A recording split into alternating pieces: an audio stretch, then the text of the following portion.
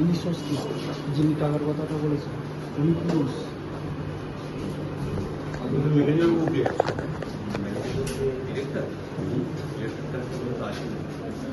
তারপরে কি আছে? তারপরে হচ্ছে আমাদের ম্যানেজাররা আছে, ওই কারা আছে?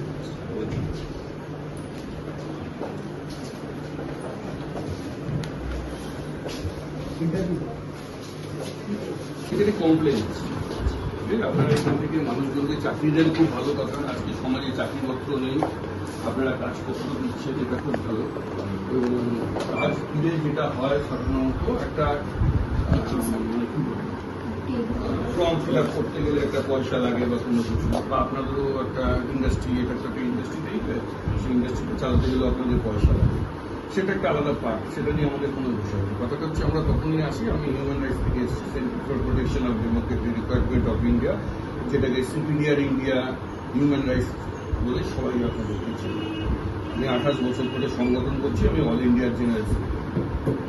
আমাদের কাছে যদি কমপ্লেন এসছে, কমপ্লেনটা উনি করেছেন যে আপনারা ওনার থেকে পার্ট বাই পার্ট করে অনেকগুলো টাকা নিয়েছেন, কিন্তু টাকা নিয়ে যেই চাকরি দেওয়ার কথা আপনারা বলেছেন সেই চাকরিটা উনি পাননি, তাকে আপনারা পাঠিয়েছেন, সেখানে গিয়ে উনি মোলেস্ট হয়েছে, হয়ে আবার ফিরে চলে এসেছেন।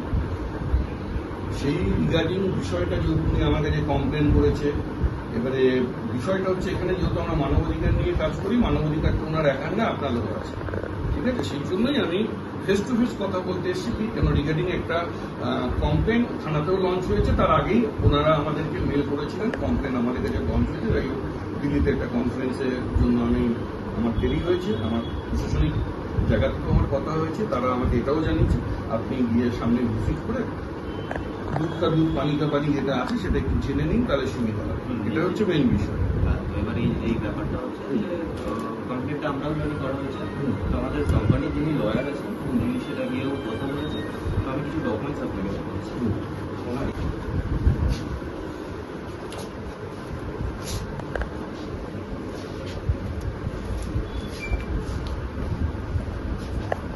তো আমি জানবো না, ওখানে লেখা আছে হিসাব করে।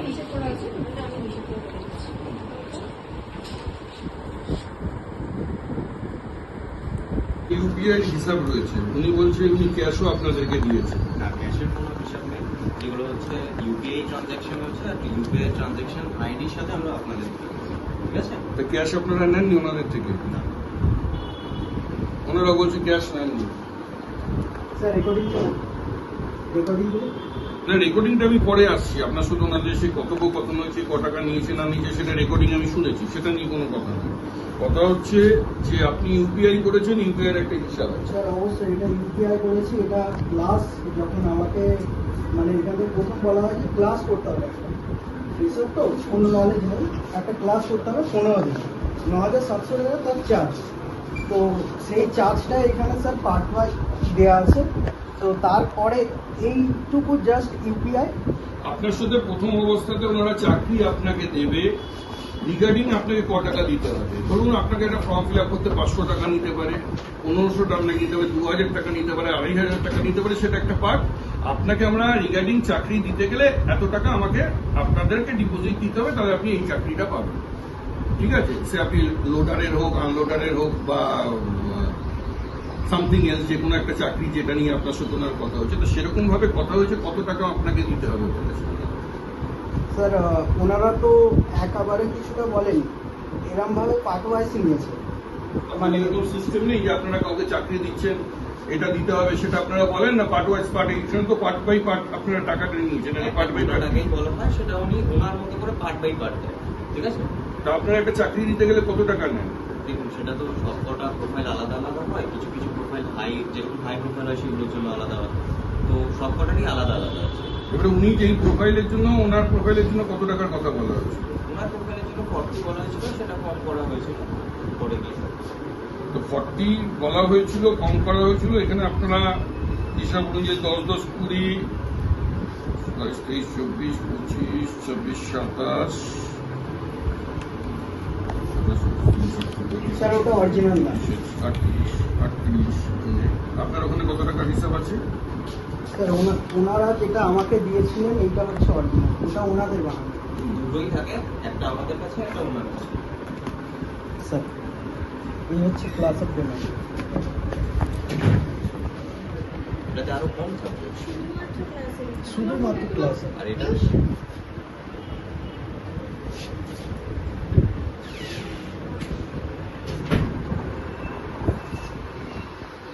আপনারা ইউপিআই যে ট্রানজ্যাকশন গুলো সেগুলো তুলেছে, তো আপনার এখানে সেগুলো তোলা নেই।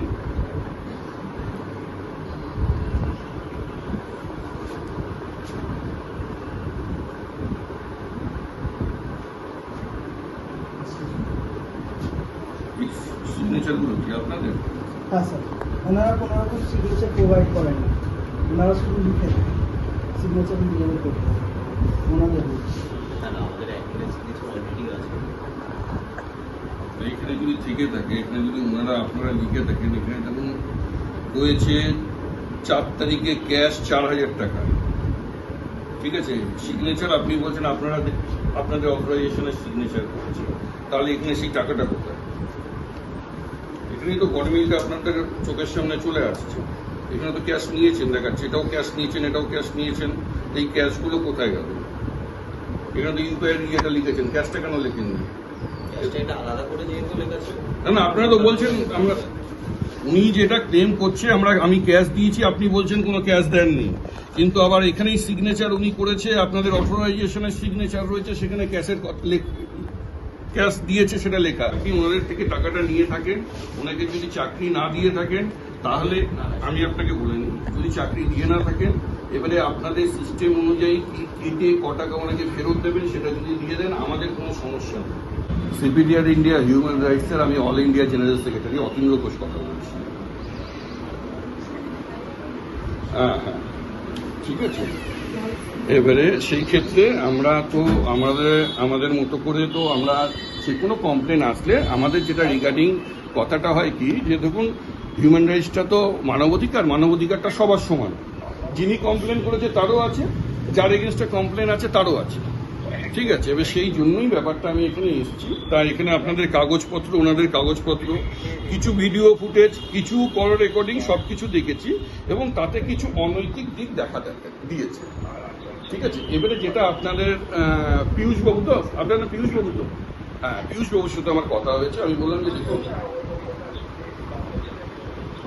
না ভুল কিছু না, ওনার সাথে আমার কথা হয়েছে। আমি যেটা আপনাদেরকে একটাই রিকোয়েস্ট করবো দাদা, যে দেখুন আপনারাও তো একটা ইন্ডাস্ট্রি চালাচ্ছেন, এখানেও আপনাদের প্রচুর মানুষজন কাজ করছে, এবং তাদেরও তাদের সংসার চলে, তাদের সেই মাস গেলে টাকাটা, আপনার এখান থেকেও যারা চাকরি পাচ্ছেন, সে যেই চাকরি পাক না কেন, সে শাড়ির দোকানেই চাকরি পাক বা কোনো একটা গাড়ি ড্রাইভারেরই চাকরি পাক, না আমার একটা কথার কথা বলছি, যে কোনো একটা কাজ পাক না কেন, কাজ তো কাজ, আজকে যে সমাজের অবস্থা, কাজ কোথাও নেই, অন্তত ওয়েস্ট বেঙ্গলে।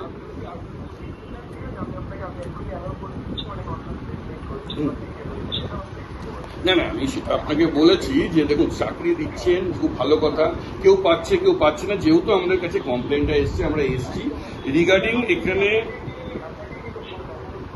হ্যাঁ, ওনারা দেখিয়েছে, আপনারাও কিছু ওনাদের ডকুমেন্টসে সাইন নিয়েছেন, ওনাদের একটা রিপোর্ট কার্ড আছে, আপনাদের একটা রিপোর্ট কার্ড আছে, সেই রিপোর্ট কার্ডের মধ্যে অ্যামাউন্টের হেরফের রয়েছে, যেখানে আপনাদেরও সই রয়েছে।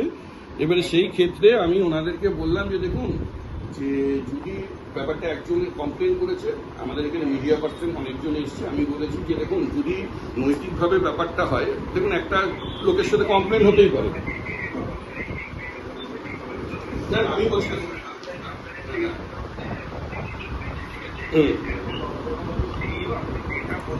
আমি সেটাই ওনাকে, পীযূষবাবুকে একটাই কথা বলছিলাম। এবারে আপনাকে আমি বলি যে আমি সেই জন্য ওনাকে, পীযূষবাবুকে বললাম যে দেখুন ওনাদের সাথে যেটা একটা টাকা পয়সার একটা লেনদেন হচ্ছে, যা অবস্থাতেই থাকুক না কেন, আপনাদের কোন পার্টটা কতটুকু কেটে যদি ওনাকে পার্টটা ফেরত দিয়ে দেওয়া হয়, তাহলে এই কেসটা এখানে ডিসমিস হয়ে যাবে। আমি থানাকে বলে সেই কেসটাকেও উইথড্র করে দেবো। দেখুন আপনি একটা কাজ করছেন, এখানে বহু মানুষের উপকার হচ্ছে, কেউ হয়তো হচ্ছে না, সেটা আলাদা ব্যাপার, কারুর কোনো ক্ষতি হোক আমরা চাইবো না, ঠিক আছে।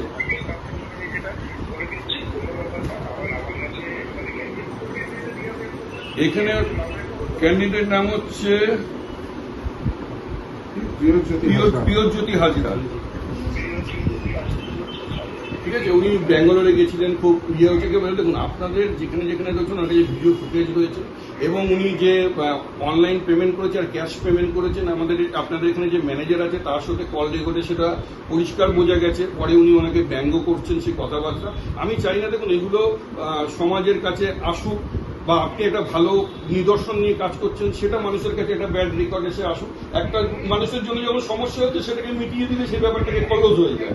কেন আমি জায়গাটাকে নষ্ট করতে যাবো? না না, ঠিক আছে, না না না, কোনো অসুবিধা নেই, না না কোনো অসুবিধা নেই। আপনি ওনাদেরকে বলুন, তাহলে আমি ওনাদের সাথে কথা বলে একটা কম্প্রোমাইজ করে যেটা হয় সেটা যদি ওনাকে আপনারা সেই চেকের মাধ্যমে ফেরত দিন, ক্যাশের মাধ্যমে ফেরত দিন, আমার ইউপিআই মাধ্যমে দিন, আমার কোনো আপত্তি নেই।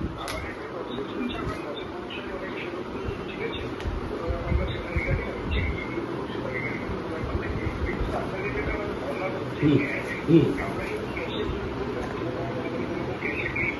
হুম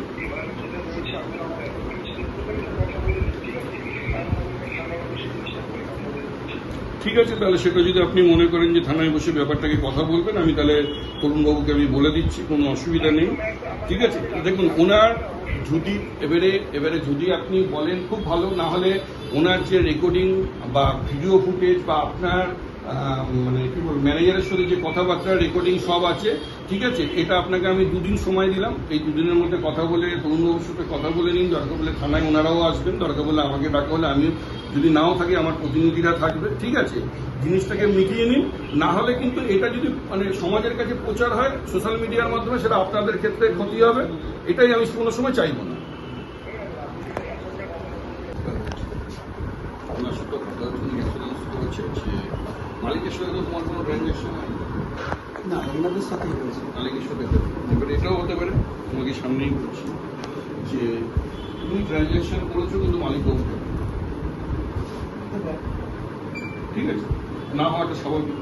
এবারে এই জিনিসগুলো তোমরা একটা শিক্ষিত সমাজে শিক্ষিত মানুষ একটা জিনিস তোমরা বোঝো না। আমি যদি ইউপিআইতে দিচ্ছি আমার কাছে একটা রেকর্ড থাকছে, আমি চেকে পেমেন্ট করছি একটা রেকর্ড থাকছে, আমি একটা ব্যাংক ট্রান্সফার করছি একটা রেকর্ড থাকছে, কিন্তু আমি ক্যাশ দেব তার একটা রেকর্ড কোনটাকে বলে না, আমি যদি সেই রিসিপ্টটা, তোমরা মানি রিসিপ্টটা নাও নি, ঠিক আছে, চাকরি পাওয়ার ভাবনা চিন্তাটা এতটাই মাথায় চলে যায় তোমাদের, তোমরা সেটা বুঝো। আর আমার কথা সময় একটা চাকরি চেয়েছি যখন, একবার যদি না দিত তাহলে আলাদা ব্যাপার ছিল, তোমরা থেমে যেতে পারতে। এবার তোমার মনে হচ্ছিল লোডারের একটা চাকরি পেতে গেলে 2-3 লক্ষ টাকা দিতে হয়, আমি কোথাও দেখিনি। কেউ পার্টির ঝান্ডা ধরলেও লোডারের চাকরি পাওয়া যায়, তাও আমি তোমাকে বলছি। এখন তুমি কিসের চাকরির জন্য কথা বলছো, কি বলছো সেটা তোমাকে বুঝতে হবে। এবার এখান থেকে তুমি যেরকম চাকরির জন্য প্রতারিত হয়েছো, এরকম অনেক লোকেরা হয়তো প্রতারিত হয়নি, তারাও হয়তো অনেকে চাকরি পেয়েছে। এবার আমার কাছে তোমাদের কমপ্লেন এসছে, ওনাকে বলেছি তুমি আজকে বা কালকের মধ্যে কথা বলে সবকিছু ঠিক করে নেবে। আমার বাবুটা তোমার কেসটা আছে, তুমি তার সাথে আজকে কথা বলে নেবে। আমি আজকে তরুণবাবুর সাথে বড়বাবুর সাথে কথা বলে তোমাকে পরিচয় করে তুমি সবকিছু করে দিয়ে এসছি। বাকিটা ওনারা বসে ওইখানে বসে কথা বলে। স্যার, ডকুমেন্টস যে আমার কাছে এভিডেন্স যেগুলো আছে ওগুলো কি তাদেরকে না দিলে কি করে তারা বলবে? তুমি তোমাকে দিতে হবে। তুমি অয়নবাবুর সঙ্গে কথা বলে তাকে সব রেকর্ডিং, তোমার ভিডিও ফুটেজ যা আছে সব দেবে, নাহলে তো তোমার সেটা প্রযোজ্য হবে না। ঠিক আছে, আর একটা কথা বলি যে আপনাদের যে ম্যানেজার বাবু আছে, নাম কি? স্বস্তি। ঠিক আছে, উনি ওনার সাথে যেভাবে ওই ফোনের মাধ্যমে ব্যঙ্গ করে কথাবার্তা বলছিল, ঠিক আছে, আপনারা তো একটা ইন্ডাস্ট্রি চালাচ্ছেন, প্রত্যেকটা মানুষের আপনাদের বিহেভিয়ারের উপরে কিন্তু মানুষ বিশ্বাস করে আসে। প্রথম বিহেভিয়ারটা ভালো থাকবে, পরে পয়সা নিয়ে বিহেভিয়ারটা খারাপ করবে, এটা কোনো সময় করবে না। তাতে কি আপনাদের এত সুন্দর একটা কাজ, আপনাদের মধ্যে একটা কালিমা লিখবে, সেটা আমি শুনেছি, আমার খুব দৃষ্টিকটু লেগেছে যে একটা ম্যানেজার সে এইভাবে কারোর সাথে কথা বলতে পারে না। আমি ডেকে এনে ওনাকে এখন অনেক কিছু বলতে পারতাম, যেহেতু আপনাদের মালিকবাবু আমাকে কোঅপারেট করলেন, খুব সুন্দরভাবে বললেন, উনি যখন দায়িত্ব নিয়ে নিয়েছে সেজন্য আমার আর কারোর সাথে কোনো কথা বলার ব্যাপারটা রইল।